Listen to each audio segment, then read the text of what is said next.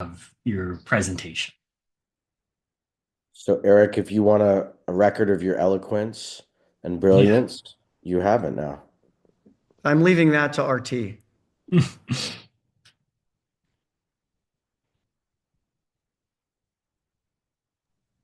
Okay, Jake, we are live on YouTube. All right. If we're being recorded, then good evening, everybody, and welcome to our April 23rd Project Advocacy Committee meeting. Tonight, I think we have a pretty big sort of transit-oriented project for everyone to take a look at. So I hope that's exciting for some of you. But before we get into that, I just want to quickly go over our agenda here. Of course, we'll do our little round of introductions first off, and then I'm have a little question for all of you about mass timber, about maybe doing a little bit more, some kind of educational event, or maybe if you all want to learn more about mass timber as a material. Next, then I'll go over our Pleasant Hills design workshop that we have coming up. This is a pretty big visioning process for the Pleasant Hills site over in Oh, East San I'm so Jose. excited about that. Yeah. Well, I'm glad. I'm glad. I'm glad. I'll have all the details to share about it once we get to that. And then, of course, we'll have our wonderful project presentation with Eric here of University Station. So I'll go ahead and get started with our brief introductions. My name is Jake. I am the facilitator of our pack here tonight, this evening. I'm also a student at SJSU studying my Master's of Urban Planning. Alex, do you want to go ahead and do a little bit, say Sure. something? And Jake has a worthy title at Catalyze SV, a fancy title that I do. fits his work. He's our manager of development projects. Thank you, Jake, for working with Eric to bring this project to our members and for always leading this committee so well.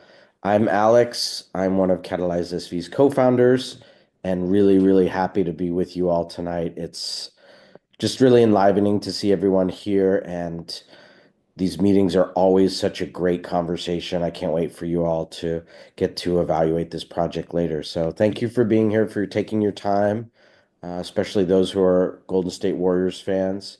And we will keep things moving and see if we can get out of here before 8:30. Thank you again. I will just call on some people if that's okay, Jake. Yeah, go ahead. All right, let's go down the list. Let's start with Arav. Do you want to say hello and what community, city, or neighborhood you live in? Yeah, so hi everyone, my name is Arav and I'm currently a junior at Wilcox High School here in Santa Clara, and I'm excited to learn more about what the committee does. This is my first time here, so I'm excited to see the work that's being presented. Welcome, Arav. Thanks for being Have you? here.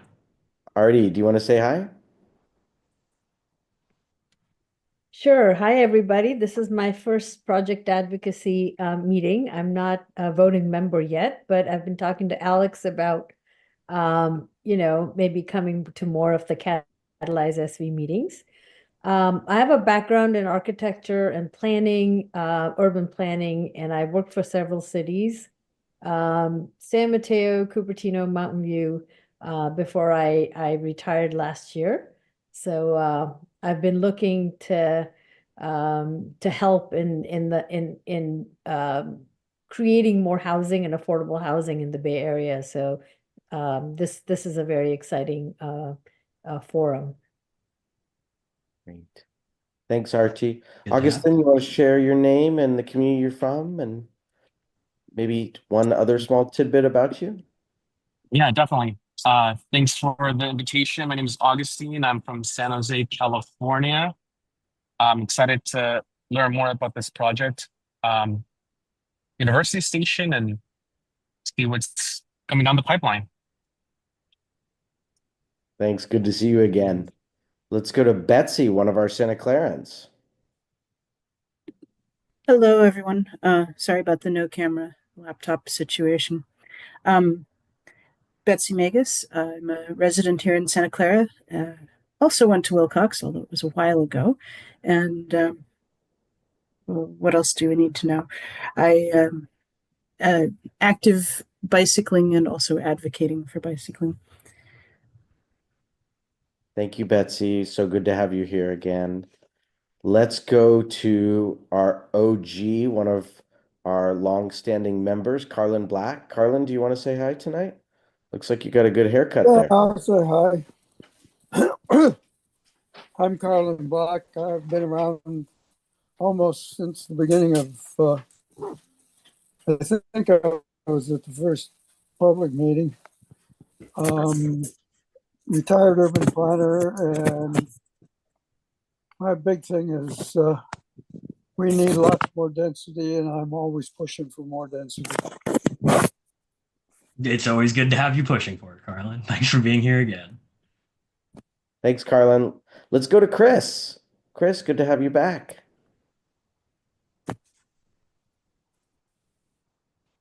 Chris, you're on. Oh, there you go.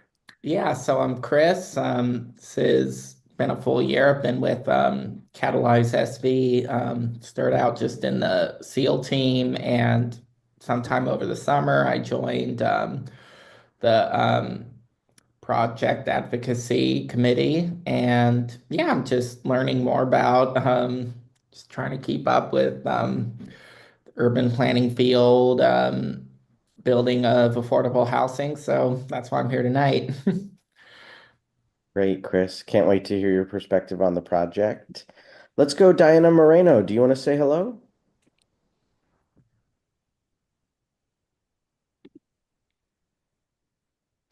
Okay, Diana, we got you in the chat function. You're welcome to come off mute if you want to say hey, or if you want to just do it in chat, that works too. Great. Thanks, Diana. Let's go to Ismail. Do you want to say hello?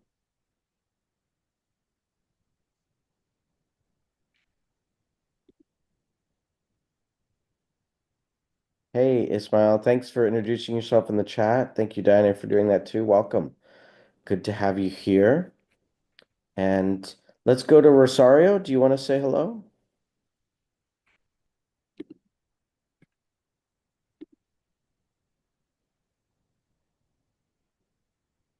Okay. No problem, Rosario. And we got Elijah. Welcome, Elijah. Thanks for the introduction in the chat function. Rebecca, do you want to come off mute and say hello?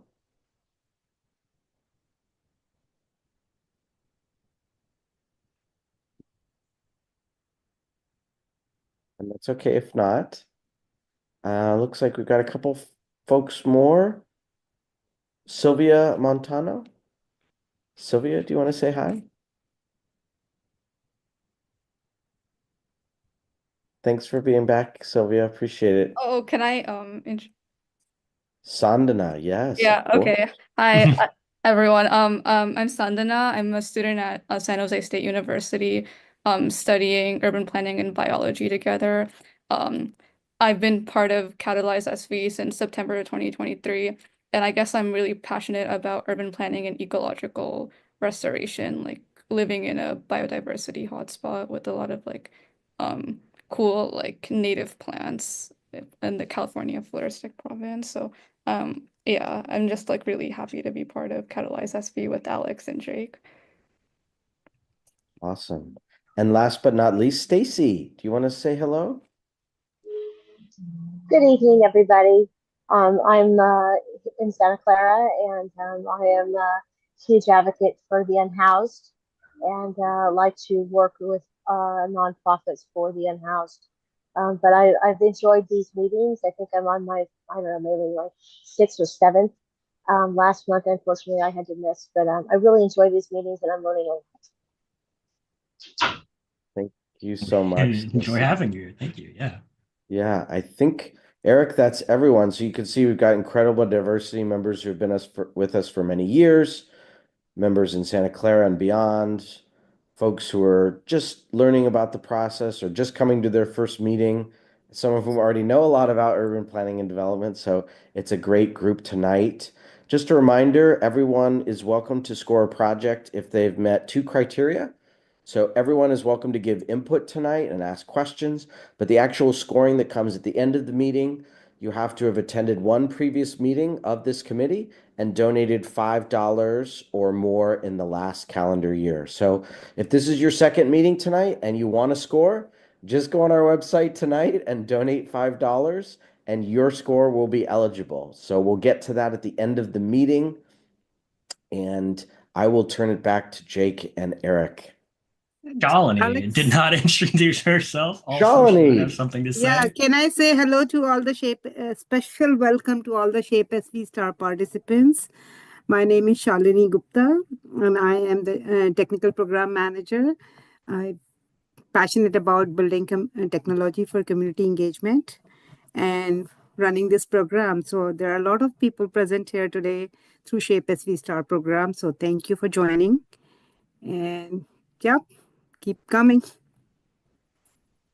And hi, Lynette Stewart. Sorry, I got thrown off by two Lynnettes in the participant. Welcome, Lynette Stewart. Thank you for being here. It'd be a little difficult to keep track of all the names and the boxes as they move around.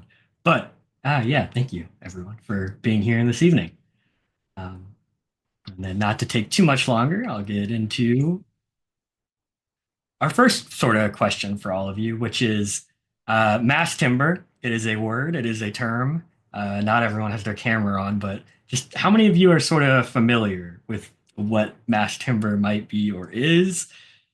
If you're not, that's no big deal because sort of wanted to pose a question here of not too long ago, Alex and I and some other folks at Catalyze SV, we got a presentation from the maker of this map over here on the right, the organization responsible for that, Woodworks, to tell us and sort of educate us on mass timber and how it is going to influence housing and development, especially here in the Bay Area. And what mass timber essentially is it's a emerging technology. It's kind of new, not really, but growing in popularity for sure. And what it is it's wood, but it's wood that is processed in a very specific way where it's joined together with a composite material. And what you get is this very strong material that can rival steel and concrete in building. And this allows developers looking to build more sustainably, for one, concrete and steel are very environmentally intensive, and build at points, depending on where you're getting your wood, cheaper than concrete and steel. So it's a material that has the potential to change a lot of how things are done. And we basically wanted to gauge all of you to see if there was interest in an educational event or even just some kind of PAC meeting where we bring in a representative from Woodworks to go into more detail about this material and its environmental as well as building benefits. Is there anything you wanted to add to that, Alex? Not right now. That's great. Well, then I guess I'll throw it back, which is, would anyone want to learn more about mass timber or roll this into some kind of educational event where? Oh yeah, I think it would be nice if we had, I guess, like a in person or just like online, like Yeah, I think one of the options we were looking at was maybe instead of holding our typical hack meeting where we score a project, was maybe bringing in a presenter to present about mass timber and what it is and its benefits. So it wouldn't have to be something super in person if we went down that route. It could just be online over Zoom. And I saw a chat option, but Zoom is so difficult. Oh, Lynette, you have your hand raised. Sorry. Is it material that's treated or and if so, with what and how? Yeah, I would like to know more. Yeah, it's a very interesting material. There's a lot of different types of what's called mass timber, but essentially it's slabs or pieces of timber that are glued together, and this gives it a rigidity and strength that typical wood construction with what they call stick framing. It's what a single family home might be made out of. You have the stick framing with the rock board. It is mass timber, on the other hand, is a bunch of wood joined together, glued together, and that gives it properties that are much more closer to something like steel and concrete than to that traditional stick framing. And there's a lot of different applications of it, and a whole lot of ways that it saves on emissions, specifically the emissions involved in concrete and steel production, which are really big, as it turns out. So looks like we have a couple of you that have indicated that you may want to learn more. So I think we will probably be looking into this then as a potential. Oh yeah, RT, you want to just say yeah? All right. Yes. Okay. Well, then I guess Alex and I will put more thought into how we then want to bring this event to all of you, whether that'll be online here or some kind of formal educational event that Catalyze SV puts on. And one of the reasons we wanted to talk about mass timber is, for a long time, developers have said, hey, we can't go above 7 or 8 stories using wood construction because then we have to build steel, and steel is so much more expensive. And mass timber can kind of break apart and eliminate this paradigm. And so we want to see more developers go in this direction. And we want to make sure our members know about mass timber. So if you want us to push for that too, when we score projects like tonight, that's something we can do with your knowledge and input. Yeah. And thank you for all that. It'll hopefully help inform however we choose to present this to all of you. The next thing I have to talk about real briefly here is something where you've given us feedback in the past, and now we've rolled it into an event, specifically our Pleasant Hills Design Workshop. Pleasant Hills is a site in East San Jose. We scored a proposal on this site back in December, I think, of last year. And from that, from all of you scoring it and all of the discussion we had, we basically decided that we sort of need to put out our own vision for the site and help explore the potentials and the reality of this site. So what we've sort of finalized on for this design workshop event is basically groups or individuals. We're all going to get together and using some geospatial tools, GIS it's called, basically use crayons, colored pencils, and paint on a map to visualize the different kinds of uses and different kinds of densities and different kinds of buildings that we can put on this site. I know a lot of you helped inform what we would be doing for this event, so we're glad to have some of you here tonight to tell you that we've put it all together and we have a date for it, Friday, May 23rd.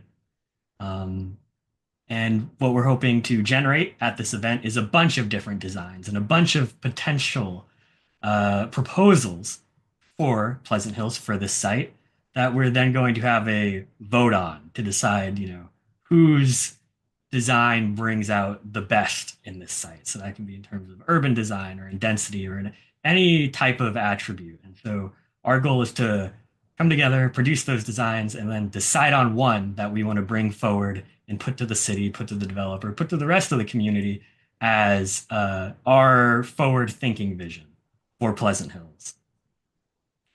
And let me know if you all have any questions about when this is or where it is. I believe we have an email that'll be going out that'll contain all those details if it has not already gone out, Alex. It went out today, yesterday. Yeah, Yesterday. so Okay. a lot of folks should get that, and if not, Yeah, I got it already. Oh, I've been also taking a GIS course, I guess like online, and also I was wondering if I could like add any like input for like possible like landscaping, like native or like that could be used in the area since it's like adjacent to.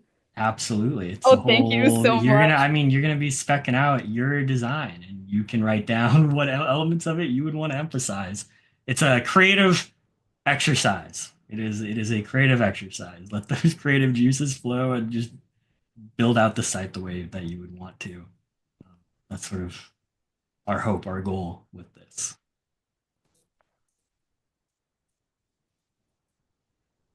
I want to add like valley oak trees so badly because it's like sort of I guess, native to that area, but I'm just like so excited about this. This is so exciting. Yeah, it should be a pretty fun event. So Jake, Yeah, why don't you put this? I share the excitement. I've already printed up the satellite view of the site and starting writing on it, but making what I want to put there. It's a big site. I But love to hear that. I'll be ready for the computer design at in May. Yeah, we will have for doing the sort of computerized version of everyone's design, we will have volunteers there to help facilitate that, and it'll hopefully look really nice. One other thing, completely off topic, but Senate Bill 79, which is the transit housing bill, passed the Assembly yesterday, and we really need to jump on Cortese or your senator to make sure it passes the Senate, because that's a huge bill for transit, high density transit housing. Yeah, actually, there's lots of things that the NIMBYs are yelling about or yelled about in the assembly meeting. You know, they want their green lawns and 3 cars. But, you know, when I lived in New York, I had 1 car for 4 people, and that was plenty. We only used it about once a week. Yeah, thanks for bringing that up, Carlin. For those who aren't familiar, there is a bill going through the California state system right now to upzone, allow for higher densities around transit nodes.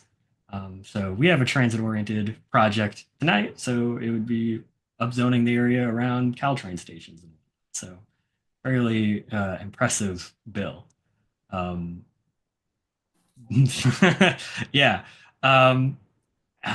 Alex, is there anything we wanted to say on Pleasant Hills before we get to University Station? Just that you don't need experience designing or anything. All you need to know is what you want in an area of town, and Jake and our volunteers will help you design it. So we came up with some ideas here, like an amphitheater and parks and ground floor shopping and retail, and you can do that too with that space. So it doesn't require any expertise, just ideas and passion, and we'd love to see you. And yeah, thank you so much, everyone, and Jake for putting that together, and Eric for your patience as we get ready to turn things over to you. Did you want to link the sign up form in chat, Alex? I did. If you didn't already? Okay, thank you. I see chat. Anyways, go ahead, sign up, please. And without taking much longer, there's one introduction left, and that is Eric. He is here with us this evening to present University Station. So I can pass on over the ability to share your screen over to you, Eric, and you can get started. Tell us a little about yourself and the project. Oh, great. Yeah, thank you very much for the intro, and thanks for having me in this evening. Obviously, we've been following your work and appreciate your advocacy role. And by way of background, I'm Eric Morley with the Morley Brothers. We're a Silicon Valley-based real estate development and investment and advisory firm. We work in the areas of residential, retail, office, corporate campuses, mixed use, and TOD projects. We've developed or entitled about probably 30 million square feet of office R&D, retail, commercial, and about 25,000 housing units over the last 30 years with clients for our own account and with partners. And so was also, by way of background, one of the founding members of the Housing Action Coalition, which was kind of a sister organization or predecessor to a lot of the work that you're doing, and co-chaired that group with Linda Mandolini, with Eden Housing, as well as Leslie Gardino at the time, but really early work in bringing diverse interest groups together in support of housing in Silicon Valley. And so we work extensively with both for-profit and nonprofit housing developers. In this instance, we're teamed up with Bixby Land Company. They are based in Southern California. They've owned the property for many years, and I'll kind of walk you through. What I thought I'd do tonight is walk you through the area in context, then take you through the existing kind of conditions. I'll share with you the overall site plan, and then design and architecture, but really just open it up for any questions that you might have as well. So Jake and Alex, does that sound okay with you? That sounds perfect. Thank you for giving us that sort of agenda breakdown of where you'll be taking us first. One sec. There we go. So let me just move this. Yeah. So just to get everyone oriented, University Station, this is really just kind of site context. 451 El Camino Real. I'll drill down in a moment, into the site specifically, but on El Camino Real, across the street from Santa Clara University, at the Santa Clara Station, and adjacent to both City of Santa Clara and City of San Jose housing on this edge. Santa Clara University here, and then the transit station located here. And bear with me, we've got this file's a little large, so it's latent sometimes. The site itself is just under 11 acres, and I wanted to give you some surrounding. The site that you see outlined, it's a bit oddly shaped. It's just under 11 acres. It's 226,000 square feet of office buildings today, and 2 parking structures. Parking structure here, parking structure here. These are the 4 office buildings. We also own the 10,000 square feet of retail that's located here. That includes a Bank of America, Starbucks, Bagel, and then 2 vacant spaces. There is an existing hotel that is not part of the project. And by the way, our retail is retained and not part of the project also, but we have retail, hotel, this existing office. This is an office building that's located here. It's owned by the Sobrato organization, and it's fully tenanted and occupied by Santa Clara University. And then we have a 3-story townhome residential that's to our southwest. And then down Campbell Avenue, for those of you who are familiar with the neighborhood, the rest of the lotting pattern in that neighborhood is small lot, single family to about 20 units to the acre townhomes, similar to the teacher faculty housing that's owned by Santa Clara University here. And then we have playing fields and other activities located here. Go to the next slide. What we're proposing is a combination of a wrap building, 6-story parking garage, 5-story wood frame construction. And I thought your comments about mass timber were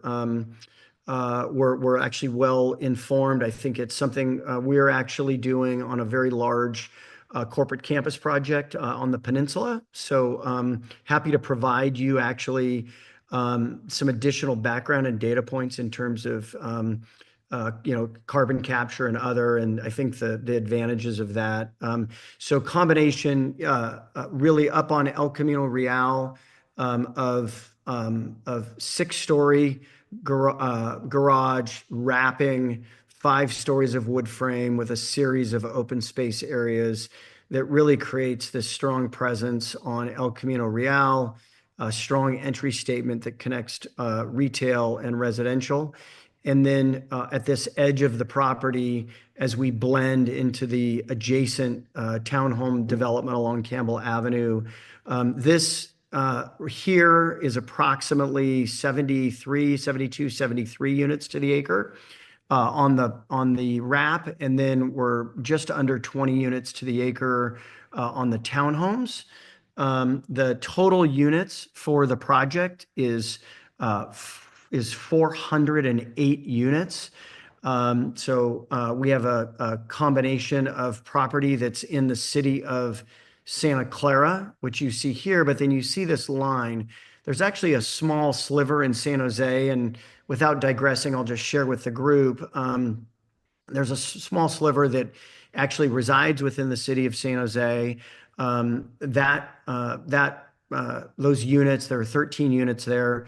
The proposal is to actually detach that landlocked 0.91 acres, detach that from San Jose, and include that in the city of Santa Clara, have that be annexed. So we're proactively and collaboratively coordinating with the city of San Jose and city of Santa Clara to essentially bring this little landlocked sliver into the city of Santa Clara that will be part of the application.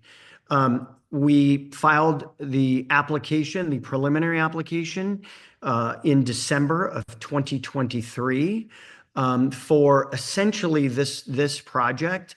The project complies with the city's general plan. The project does not require a zoning change. The application before the city is architectural review and a vesting tentative map. We've been working with the city of Santa Clara and city of San Jose over the last year. We filed our formal application in May of last year, and we've been working on this kind of what to do with that edge condition. We finally got that resolved with both cities, so now we're moving forward with the project. Combination in the apartment. This is for rent.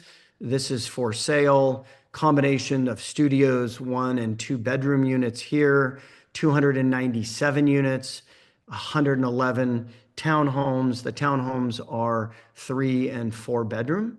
And then we have a series of we have a linear park. There's about 3/4 of an acre of park space in the project as well. Let me just go to the next slide.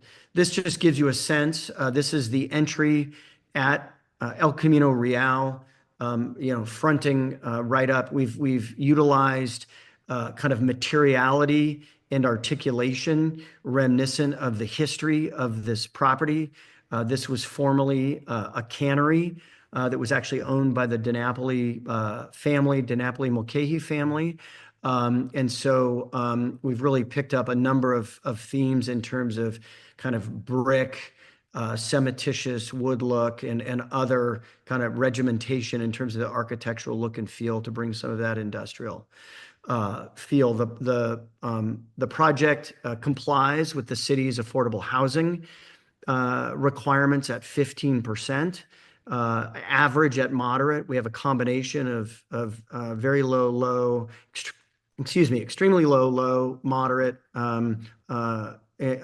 income housing, and I can share the breakdowns with you there. But we comply with the city's affordable housing. We are dispersing all of our housing within the development. So in each of those units, in the both market rate housing and affordable townhomes, as well as the apartments. And then this just gives you a sense of the kind of look and feel of the townhomes, picking up some of the materiality that we have in the wrap building to really integrate the neighborhood. So we're really kind of completing this neighborhood in terms of retail, hotel, introducing residential, having it feather and blend with the adjacent townhome, but also bringing significant density, literally adjacent to the transit stop with the 5-story wrap product. So that's just a very high level. I'm going to stop, but just kind of share with you where we are in the process. We filed the SB 330 application, as I mentioned, in December of 23. Filed our formal application in May of last year. I've been working with both cities. We are now kind of moving through the environmental review process. We hope, although it hasn't been confirmed, the city will soon, do its environmental review for the project. We're very early in terms of that process. Expect hopefully an EIR scoping session in May, hopefully a community meeting in May for the project as well. But those have not been set yet, but just wanted to give you kind of a heads up.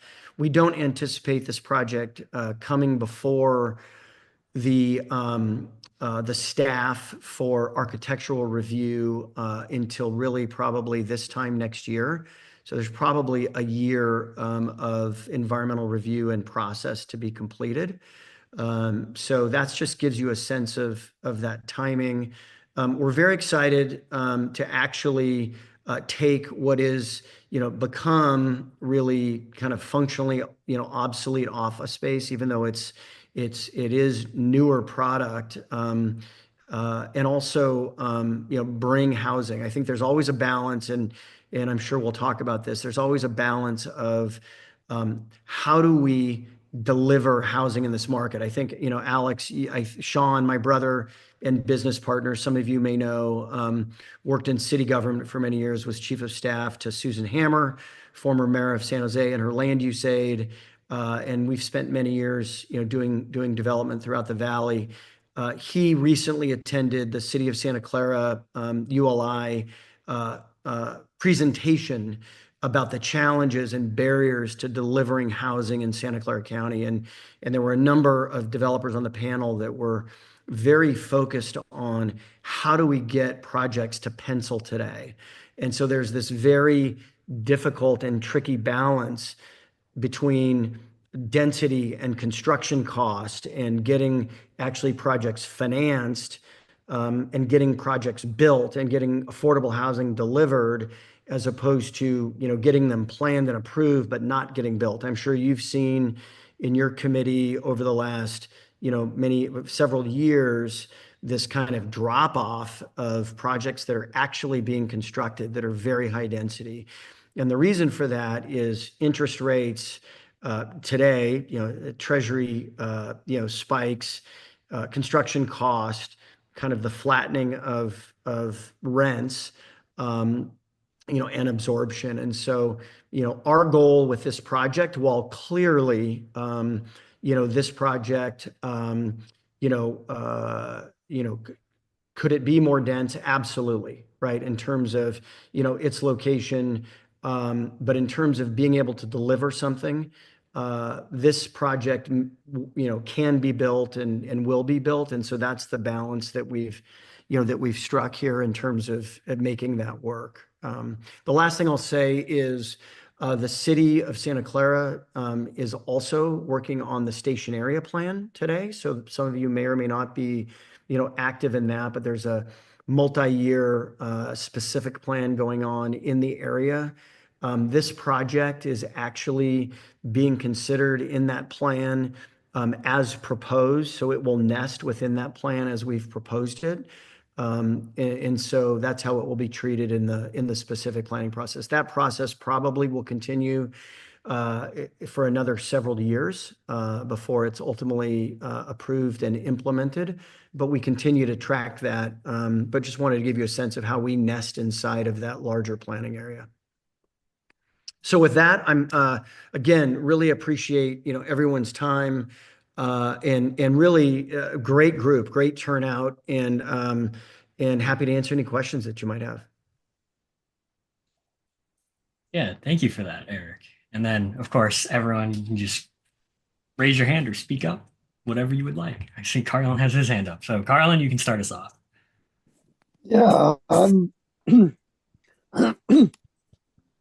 I'm really quite disappointed with the townhouses along the road there, because that seems like a wonderful place to go for really high density, because there are no NIMBYs in the area to try and say, you can look down in my backyard.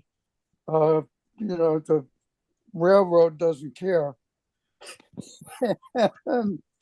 It just seems to me that that's should be a much higher density in that townhouse area. Thank you, Carolyn. Chris, or I believe you had your hand up next.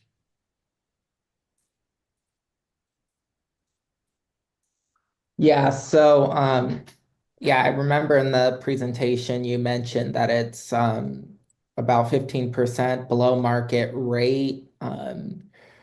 Is and what's the minimum in the county? Yeah, I thought it was somewhere between 5 and 15% for new construction. Yeah, City of Santa Clara has an inclusionary requirement of 15% Mhm. market rate. So we are complying with their strict compliance and with their ordinance and policies. And then we're also distributing those across each development. So instead of doing a standalone, Mhm. we're including the proportional share in both the townhomes and the apartments. So there'll be affordable rental and there'll be also affordable for sale. Okay. Yeah, and I'm just interested, do you find that that decision makes the project doable in terms of profitability? Because, I know one of the biggest problems is whether project will be viable if it's, like over the percentage requirement or even at requirement for below market rate. So I was wondering if that decision to spread it out had that Yeah, no, viability factor. very good question. And we've worked on a range of residential development projects that have a range of configurations. We're working on a project on the peninsula right now where we have a 1,700 unit project, 1,729 units. 120 of those are in a standalone building that serves the senior population in that community. So it's a standalone building because there are services that need to be delivered, and then the balance are dispersed within the remainder of the community. So we've done standalone with dispersed and integrated, and then we've done all integrated. I will say that there is a significant economic impact as it relates to delivering an affordable unit, right? It costs far more to build it Mhm. and than either the rental rate or the sale price. That being said, we factor all of that in, but then when you start going above what is required, that erodes the financial sustainability and the economic viability of the project. And so we are able to make the project work with that, but I'm sure you're aware, given construction financing, there have been no new, apartment podium or wrap buildings that have been constructed, in the last several years. And so there are a number of financial considerations that are very delicate to ensure that these projects actually get built.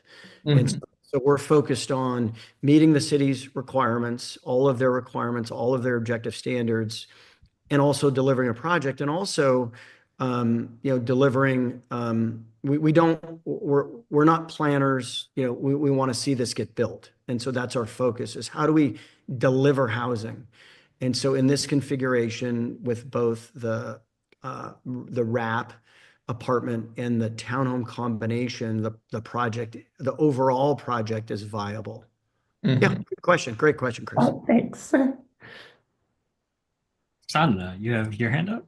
Oh yeah, so this project I guess is along the El Camino Real near like Caltrain. So have you guys like done anything to help with like the bike plan on El Camino Real and making it more, I guess, transit friendly instead of like automobile oriented, since it's such a close proximity to transit destined areas? Yeah.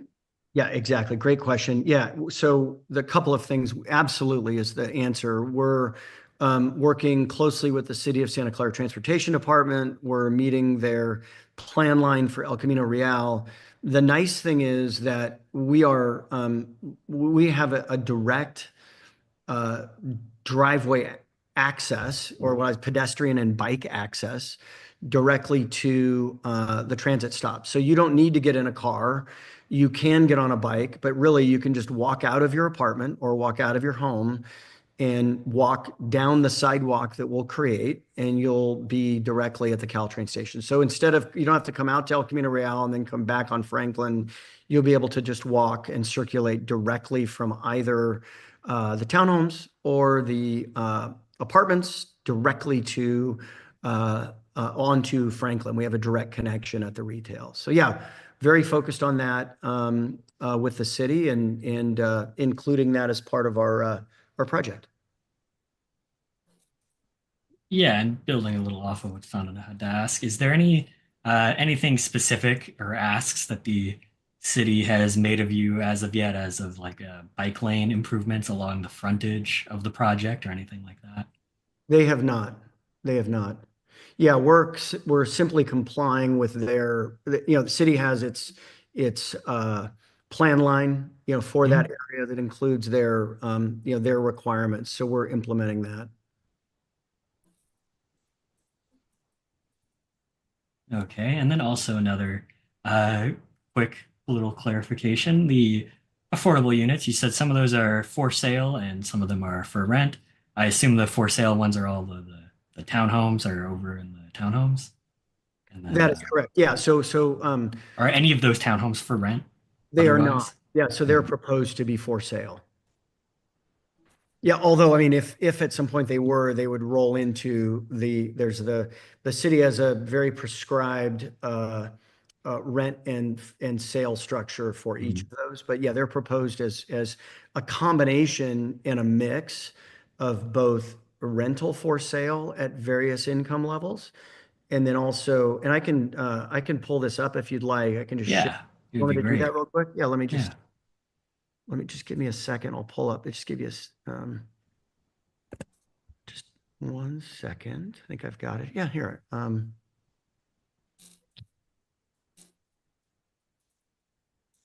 There we go. So I'll share with you first. Can everyone see that okay? So the city's requirement is to meet its 15% percentage of units are 15% moderate. And so we have one extremely low, two very low, two low, six moderate at the 110, six moderate at 120 for our total of 17. So that just gives you a sense. The idea is to blend that on the for sale or ownership. Then that arrives at the city's mandated affordability. And then in the rental, we have extremely low one, very low one, low 34, and then moderate at 11. So that just gives you a sense at the 290 at 97. Yeah, thank you for that breakdown. Very informative. Yeah, and I'm happy to send that along as a follow-up.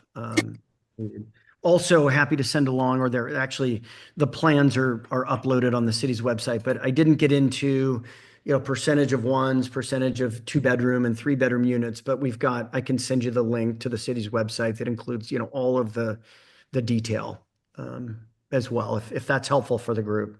Yeah, maybe if you could talk just a bit about maybe the size of the units, like it is right across from a university, or maybe those apartments, are those geared towards the more university students, or what are the sizes and what Yeah, sort I of know. demographics are you looking to Exactly. bring in? You'd think intuitively that you'd have a student population.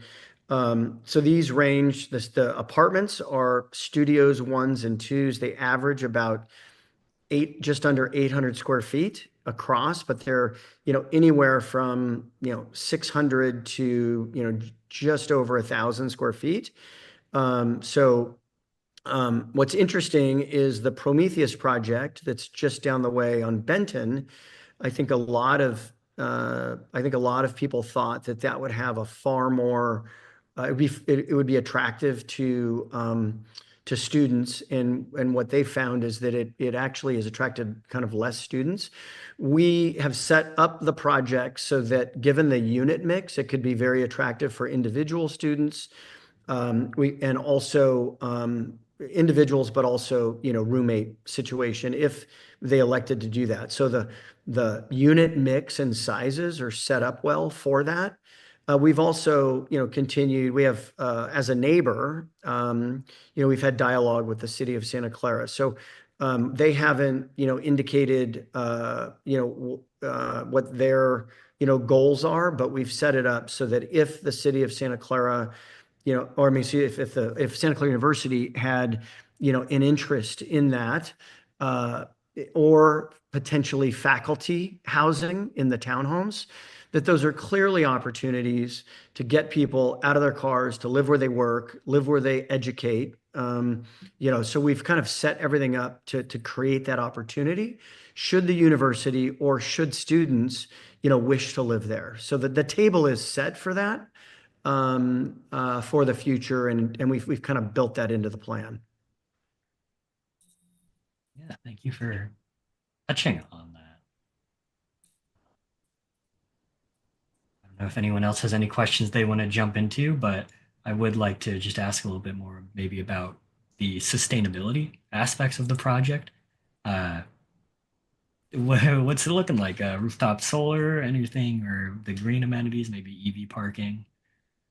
Yeah, exactly. So we're obviously very focused on sustainability, reach goals. The city of Santa Clara, as many jurisdictions in RT, I think you could probably speak to that as well. From your experience, have all adopted, a series of, reach goals and other and standards. We're complying with all of Santa Clara's sustainability guidelines. I will say, as many of you may know, many cities, starting with Berkeley, passed ordinances for all electric buildings, prohibiting or banning natural gas. That was subject of litigation, and that was since overturned. There are a number of jurisdictions that are actually reverting to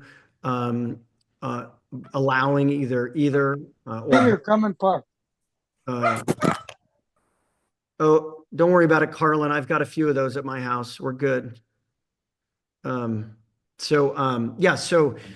in this instance, City of Santa Clara has the all-electric ordinance.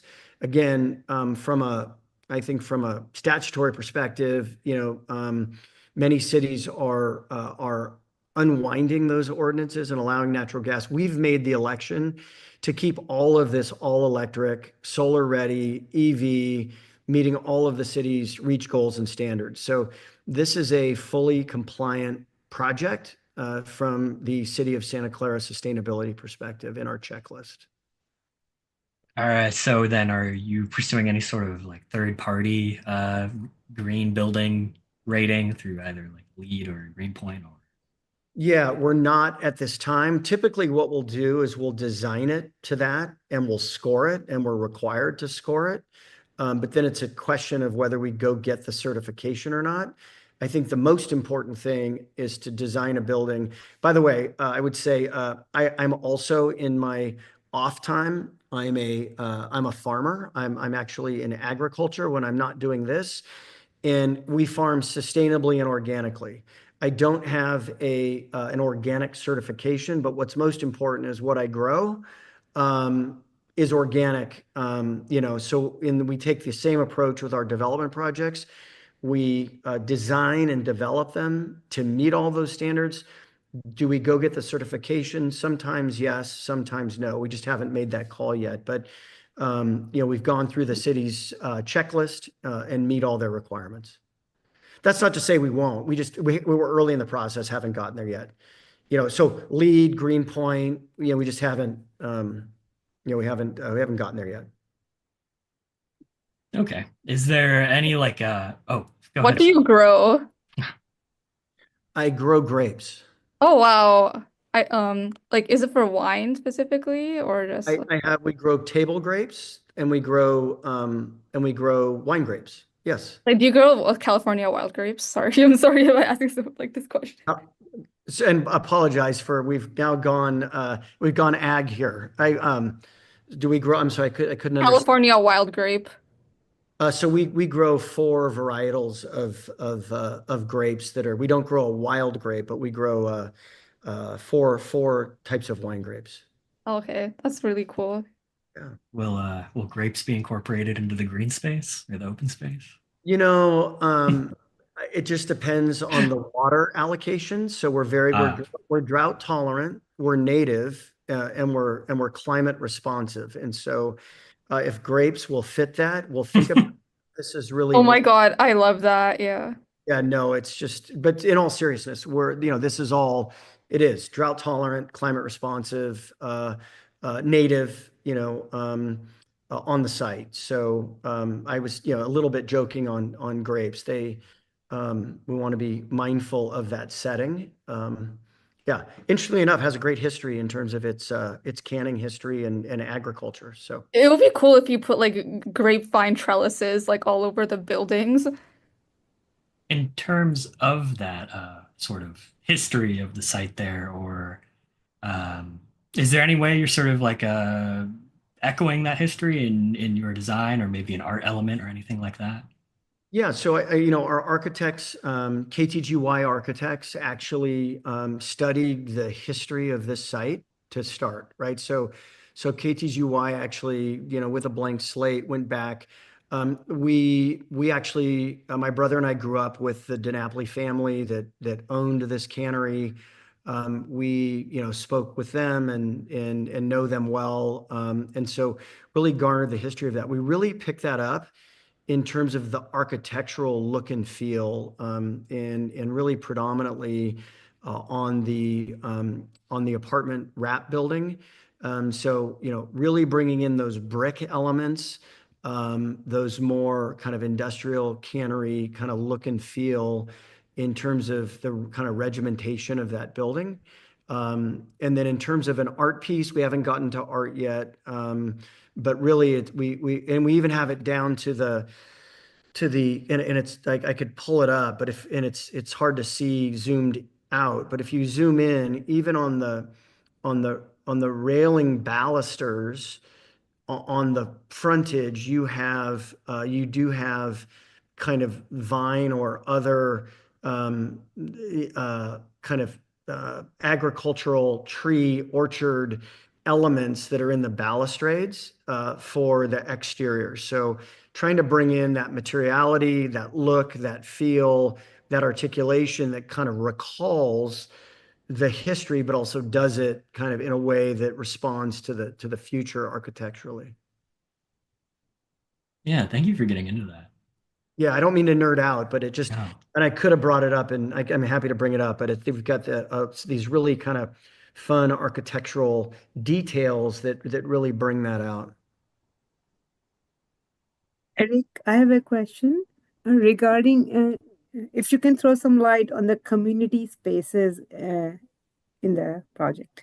Yeah, what I can do, if you'd like, I can pull back up the site plan and I can zoom in and we can talk. I can kind of drill down on those spaces. Yeah, let me just give me a second to pull that slide back up. Yeah, I thought that would be. Yeah, always great to have a visual. Yeah, and then what I'm gonna do too, if the image, sorry, the images or the file's so large that it's bogging a little bit. Just give me a couple of seconds here.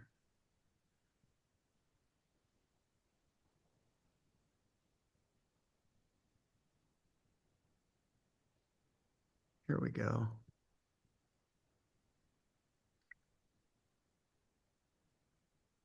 Thanks for your patience. I just wanted to zoom in on something for you. Here we go. So before we go to the landscape and community areas, I just wanted to give you a flavor of this.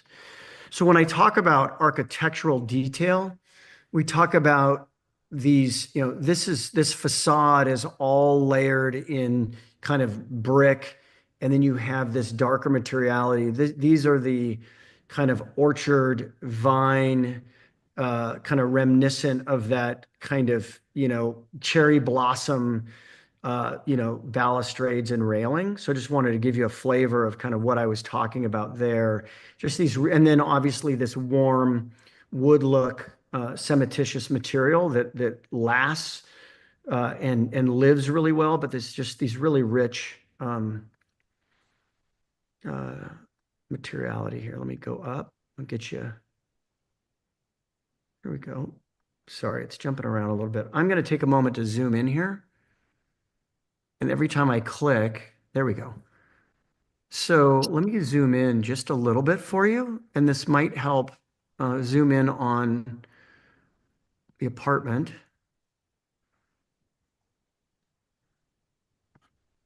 There we go. So we have a series of common open space areas. We obviously, we have our kind of frontage along El Camino Real. Inside the, I'm going to blow this up. We have this we have kind of lobby leasing amenity here, kind of really activating that corner. Down here, leasing will probably be doing, when we say amenity, it's typically like a co-working space in here that activates this corner so that it really plays off of the Bank of America in this retail corner. So you have this nice kind of entry statement here. And as you get into the building, we have this club room that literally kind of feeds and kind of spills out onto this pool deck.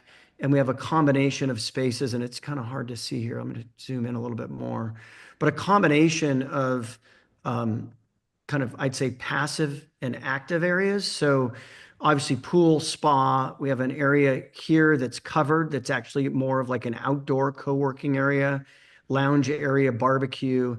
And this is at the ground floor. But then as we get out to this area here, we have a secondary open space area that is really kind of broad and programmed. Again, barbecue, this is open turf area. We actually have an area here against this wall. Let me let me scroll down just a little bit.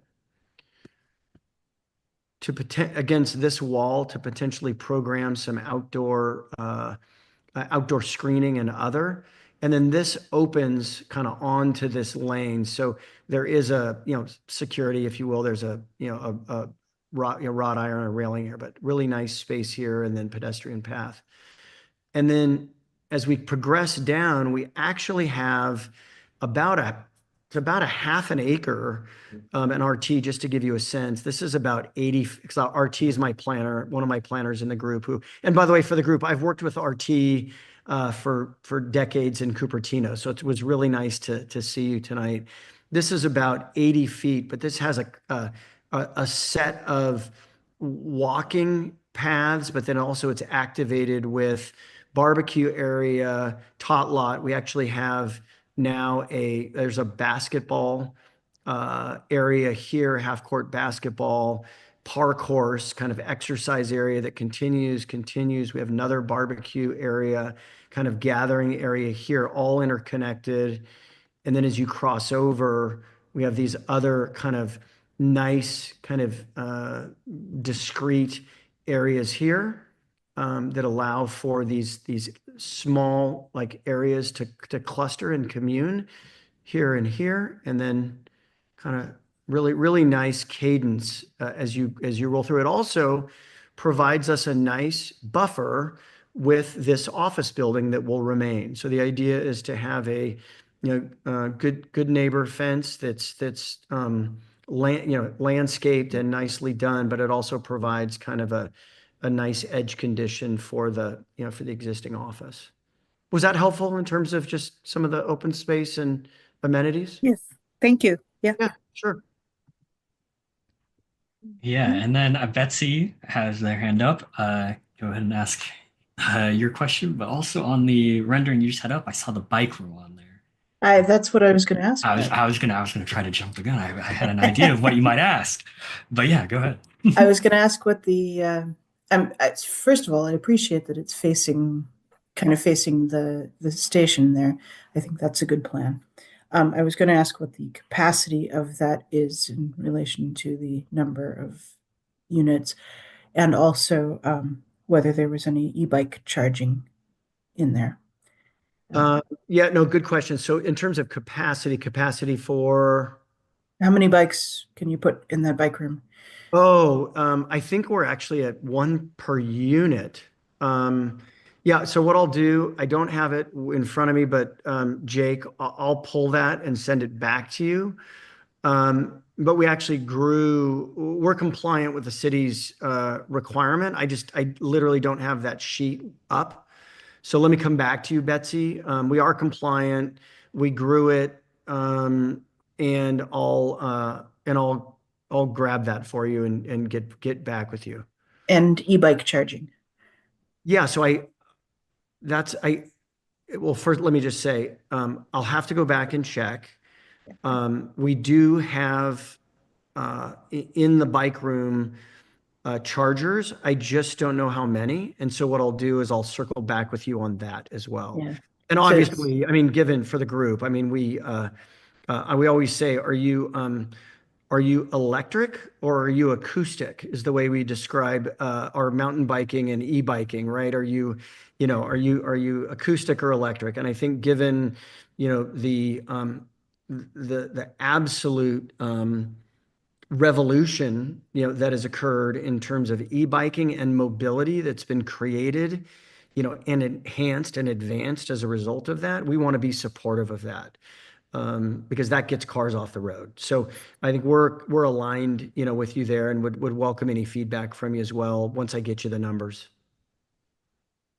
So in case anybody hasn't heard me say it before, e-bike charging normally just is an ordinary wall outlet, the same place you'd plug in your vacuum cleaner.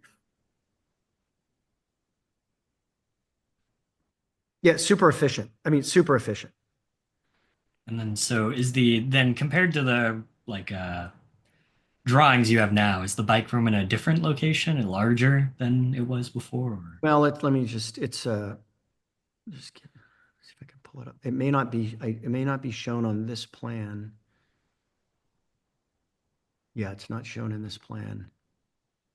Oh, there it is, bike room right there. So this used to be, this was smaller when we started. Do you see this little notch that we're showing here? It was at the word bike. So we've grown that. I can get you the square footage, the bike capacity, Betsy, number of plugs. We can get all that for you. Happy to do that. Just don't have it for you tonight.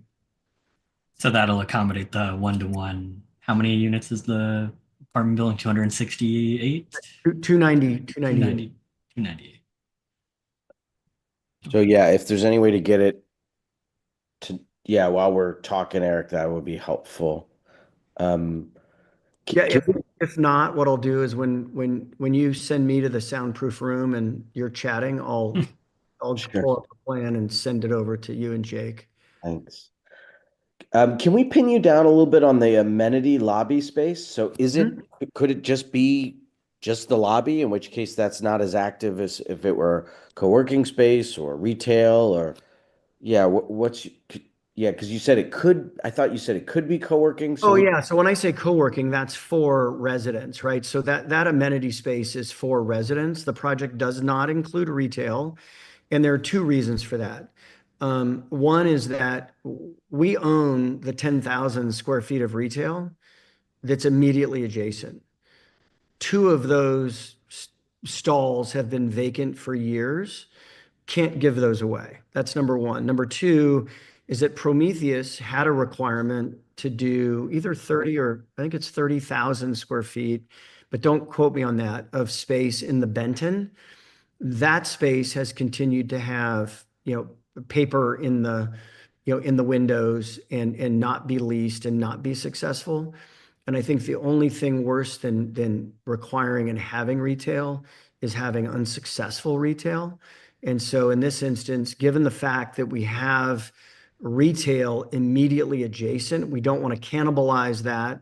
But what we do want to do, and the reason that we placed our lobby and our kind of, again, activity space there, it's about 5,000 square feet, is we want to activate that as well. So I don't see it as just, you can't do just leasing in 5,000 feet, right? The goal there is it's double height. It feels like retail. It feels activated. When you look at the rendering, you can see kind of that's the goal there, is to create a bookend on that corner, to have it talk to the retail adjacent, to create an entry, to create a gateway for that. But those are the reasons that that we intentionally did not include retail on that corner, knowing the submarket, knowing the market, knowing the submarket, knowing the micro market, and knowing our kitty corner, and the fact that Bixby owns next door and the struggles they've had. So when we write up the write-up on this project, we would mention things like ground floor activation. Should we be saying maybe co-working space or definitely co-working space? I would say resident serving activity space is really what it will be. Resident serving, activated resident serving space. So leasing and resident serving space. Okay. And sometimes developers suggest or include community rooms. Is that a possibility for that space? Yeah, community room for the public or for either. Yeah, so we have a community room programmed it's adjacent to the pool. That's the clubhouse, club room, community room. So that is programmed. We do have that. We're not proposing a broader community space, and mostly because you have Santa Clara University, right? That has it serves its students and residents. You have the kind of neighborhoods beyond, but they're really bifurcated, by Santa Clara University. We have faculty housing immediately adjacent, and then all of the other townhome and single family developments that are within San Jose and Santa Clara on Campbell Avenue. That's really the planning and lotting pattern there. They're all kind of fully self-contained, and so we haven't proposed any public serving space for that area. And I will say the specific plan, which is being considered by the city, includes on the city lot, which is directly across from our retail, significant community amenity plaza space. So if you look at that specific plan, it is being programmed for civic and public space on the city lot, which is a parking lot today, and that's on the north side of Franklin, which is literally across the street from our retail. So we really didn't see a need or a requirement. We don't want to cannibalize kind of over amenitize. Yeah. So members, maybe we can give some input during our scoring process on that resident serving amenity space and what our ideas might be for it. Eric, I had another question. Could you go back to the design? Is that building on the left side of the project? Is that an entire parking structure? Hold on, let me Am I seeing that right, Jake? let me pull it up. It's wrapped around it. So Yeah, so you don't, yeah, so the idea here, let me just give me 1 second to pull this up for a second. Take me just a minute, give you just a flavor of this. And in this case, more completely wrapped than some other projects we've looked at. Yeah, You're you're not going to see a more kind of wrapped edge, and I'll show you this image here. Yeah, you see, I mean, there are different approaches, right?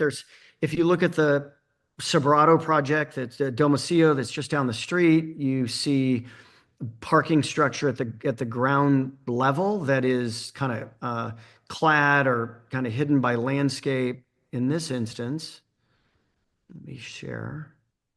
What we do is we completely wrap it. So there is a parking structure that is sitting behind this facade. This is what you see. You see this one entry to get into the garage here. Everything else is completely wrapped on the building on 360 degrees. And you see how that, I'll show you how that reads in the plan. So see how these are, and then this is wrapped. This feels like a, this is all, it feels like a, an exterior clad development. That's what that. Units on that whole building on the outside. Yeah, with the exception of at this edge, we create a facade that looks like that, but this does have some of our, we have to have a side of house or an area to service utilities. But yeah, you're getting this stacking of units and this very clean look. So like you said, Jake, you've probably seen some others where this entire edge is a garage, and it's got wrought iron, and that's it, and some landscaping, and grows up over time. We think it's a cleaner, more elegant, more complete streetscape by implementing kind of this cadence down each street. Is that helpful? Yeah, thank you. Eric, on the barbecue that you talked about near the Paseo, is that open more to the neighborhood? Yeah, so exactly. That's open to, so the apartment development will have its amenities. The townhome development will have its amenities. It will be run by, the apartment building will be run by ownership, right? It'll be singularly owned. The townhome development will be owned by an HOA and governed by that. And so they each have their independent and fully amenitized areas. So they operate, essentially independently, if you will. And because they're going to be under separate ownership, they need to operate independently.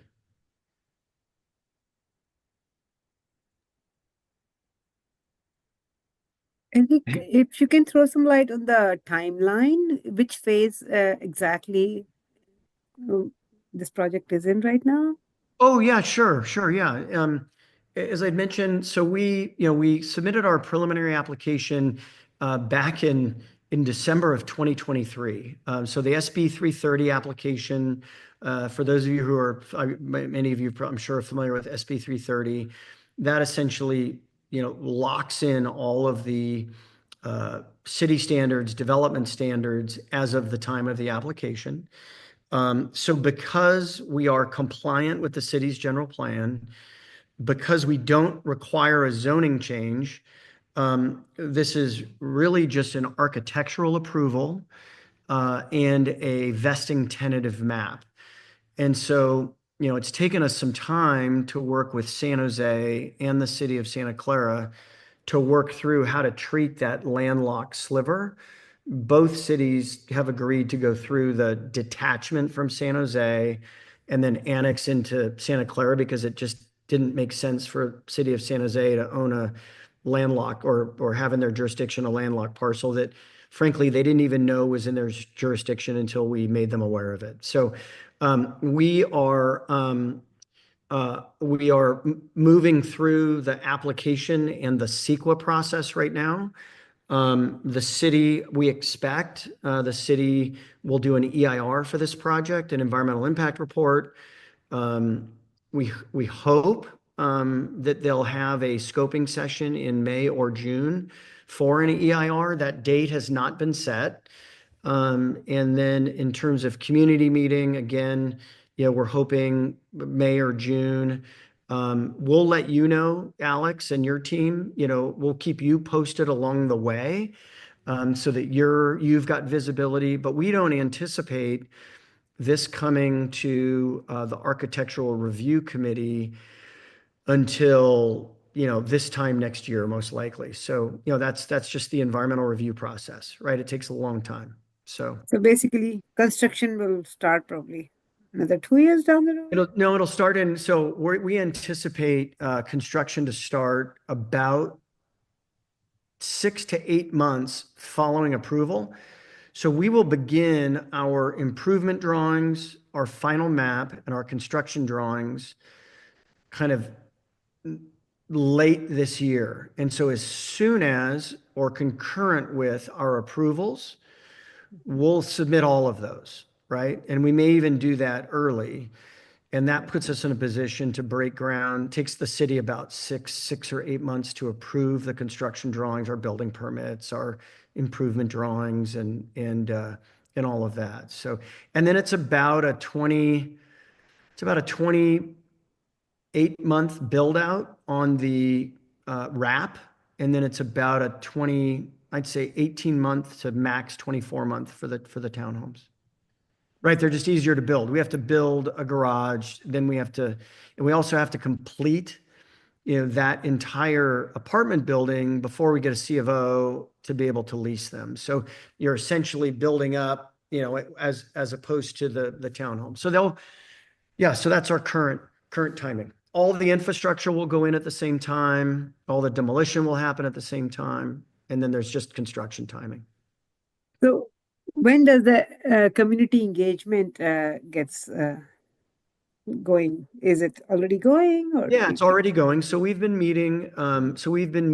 With our immediate neighbors. We've met with representatives from the old quad.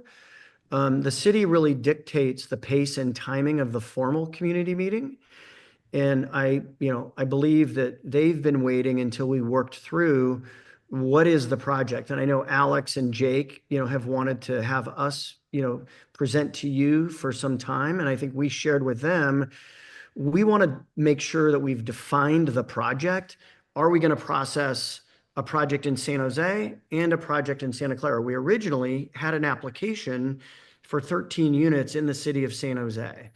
And so it took us about a year to work through what is the definition of the project, how will the two cities interact. The great news is they're collaborating very well with us and each other. And so we just so that took some time to define the project. Now that the project has been defined, we'll be more active in terms of not just our immediate neighbors, not just old quad. We'll do a formal community meeting. This evening is part of our engagement. So we appreciate, you hosting us and taking the time, to have me in tonight. I just, and again, I think I shared with you, we come from a housing advocacy background, and also my brother was on the board and chair of Charities Housing, for many years. And so, corporation. And so we come from that kind of spirit and philosophy. We also, though,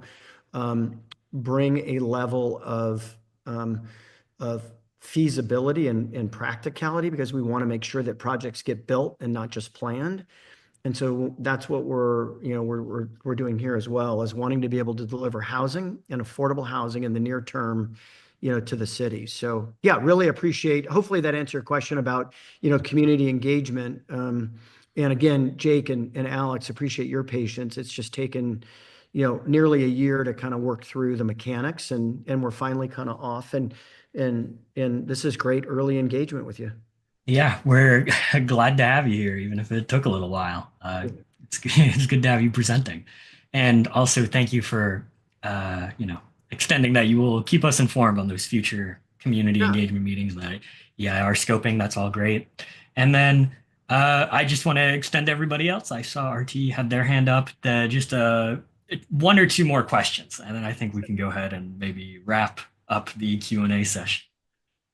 I had a similar question, really a couple of quick ones to Shalini. Eric, when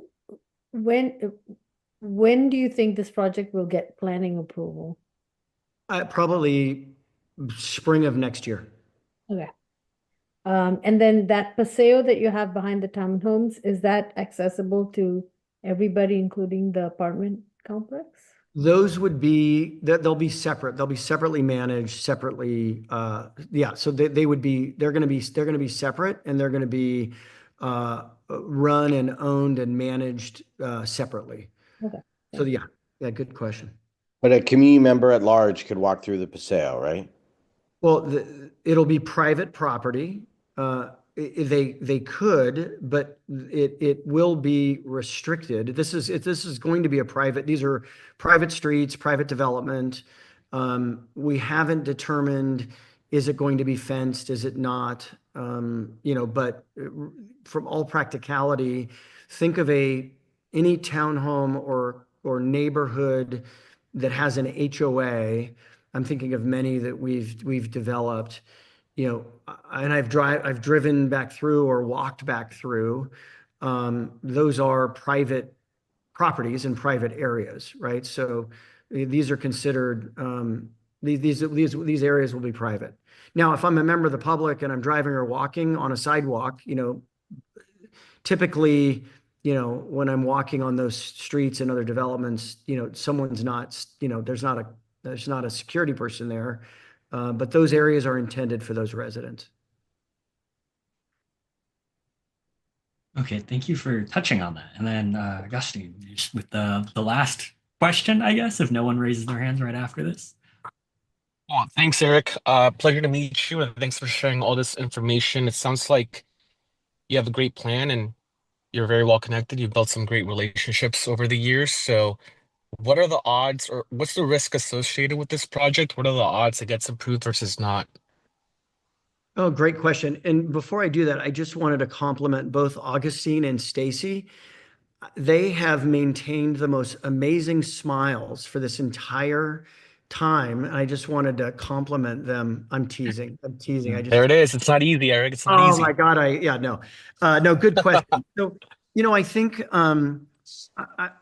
because the project complies with the general plan, because the project does not require a zoning change, because the project, is filed under SB 330, and because it's an architectural approval, and a vesting tentative map, the development path is very clear. I think the most important thing is just time, right? Is to move the project as expeditiously as possible, in order to get it approved and get it built, right? That's our goal right now, is really to do that. And the city of Santa Clara has been deliberative, in terms of their, review and their timing. San Jose has as well.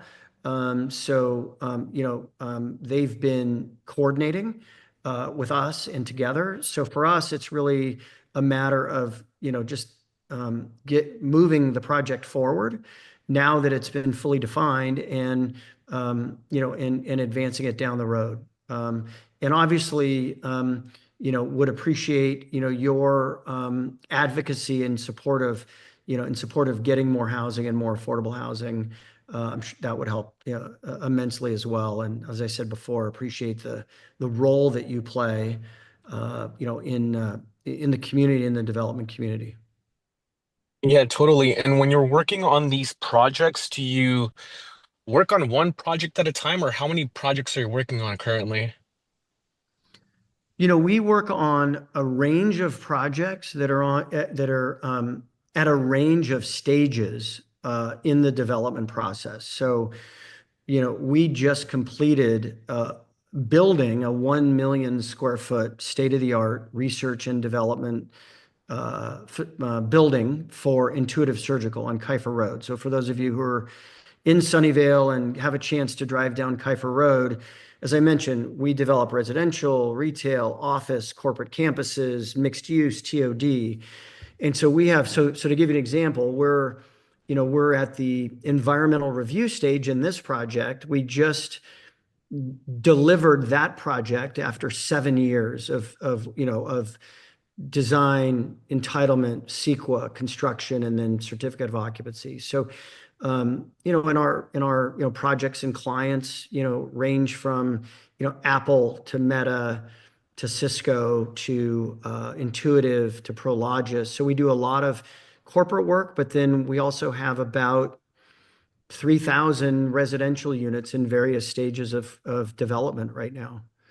So it just depends, on kind of where they are in the process. And what we find is, they're all at different stages at different times. So, we've got a mix right now of and then we also, have education, healthcare, sports and entertainment that we work on as well. Yeah, thank you for illuminating all of that. And just to add on to it maybe a little bit, we are looking at maybe scoring another Morley Rose associated project maybe next month. The Moonlight Center, the Moonlight Plaza one over there. So, no? Yes, and I also have one coming up. I'm not going to tell you where it is, but I have an 80% affordable project that we will be sharing 80% affordable in the near future. So it's market rate and affordable, but it'll be an 80% affordable project. So stay tuned. That's very interesting. Yeah. I'll leave you with that. So we're really excited. That's about 6 months out. Well, thank you for leaving me hanging on that one. Eric, I will, of course, be interested to reach out to that. But thank you for sharing University Station with us tonight. And I think, as you said earlier, we might move you to that soundproof room and go ahead. Yeah, no, I'm going to head out. Scoring. And then I'll see if I can pull up the plan sheet and just shoot you a quick email. Yes, I have what Santa Clara posted on their website, but if it's anything newer than that or other details, I don't currently have that. So yeah, it'd be good to have the affordability breakdown and the plans, like you said. Awesome. Hey, thank you everyone very much. Appreciate your time. RT, good to see you. And thank you again for having me tonight. Okay. And thank you. Bye. Bye. All right. I think once we go